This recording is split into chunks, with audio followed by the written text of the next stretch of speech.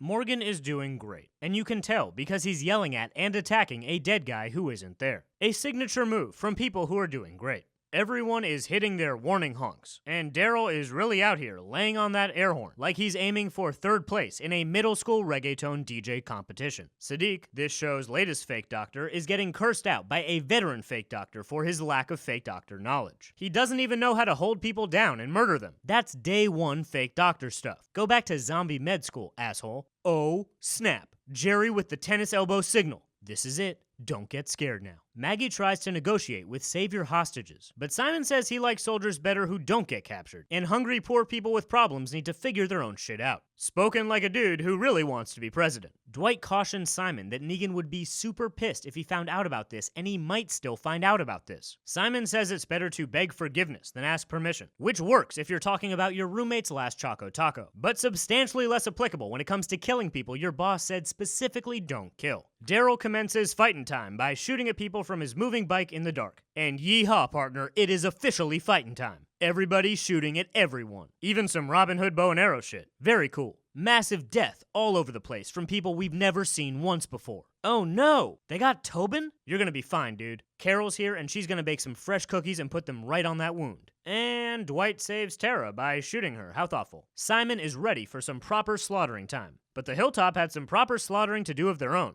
Who knew whistling in the dark at a building full of your armed enemies was a strategic misstep? Rick, the wetter the better, Grimes shows up, wet as hell. And that's how you know he's here to work. And he almost kills one of the last doctors on Earth. Great job, Rick. Morgan is still doing fantastic. No problems here, certainly not talking to ghosts. Rick tells the gripping yarn about the time he tried to kill Negan, but didn't. But he tried, but did not kill him. Which sums up every episode of this show for the last 2 years. Wait, wasn't Daryl just saying the exact same thing to Tara a week ago? And now their positions have completely flipped, each one unable to see the other's perspective they themselves had 1 week ago. If these two could just have a meeting and figure out how they want to feel about Dwight, then stick to it, that would be great. Sorry, Michonne, but Rick doesn't want your nasty turnips. Nobody wants turnips, not even in the zombie apocalypse. Michonne wants to help heal Rick's wound, but he can't right now. He's way too busy removing wood from these windows with an axe. Really time-sensitive project. Maggie makes a peace offering.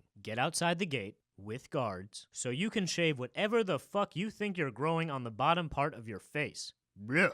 Who amongst us has not been here, rehashing a relationship with your ex, while you're stabbed in the tummy and she's wearing BMX armor? It's almost too relatable. And if this show thinks I'm gonna stick around to see if these two bang again, the answer is, yeah, sure, I guess, why not? I don't have anything better to do on a Sunday. This right here is peak Grimes. Rick, interrupted during his gun-loading thoughts hour, was finally ready to accept some much-needed medical treatment. Until Siddiq said word one about prayers, and Rick was like, nah, rather get infected to death. Thanks. Damn, Tobin. R.I.P. And the Will Carol and Tobin bang again story arc comes to its gripping conclusion. Oh no! Blood all over one of the last pairs of white tennies ever? This episode should have come with a disclaimer for graphic content. How is nobody waking up right now? That dude just somersaulted down the stairs. And 6 more walkers just came in the front door all gargle gargle. Come on with this shit. Gregory is attempting to start a one-child march for ending easily preventable assault rifle Gregory deaths. And while Gregory is the worst, as always, Face Pubes over there makes some good points about feeling good and how murder might not make you feel so good. But I'd rather feel bad and be a murderer than feel good and have face pubes. This Jesus kick with Michonne assist was awesome. Please, a spin-off series that's just Jesus kicking zombies. Then Michonne stabbing them in the brain with a sword. I don't know why I have to think of everything.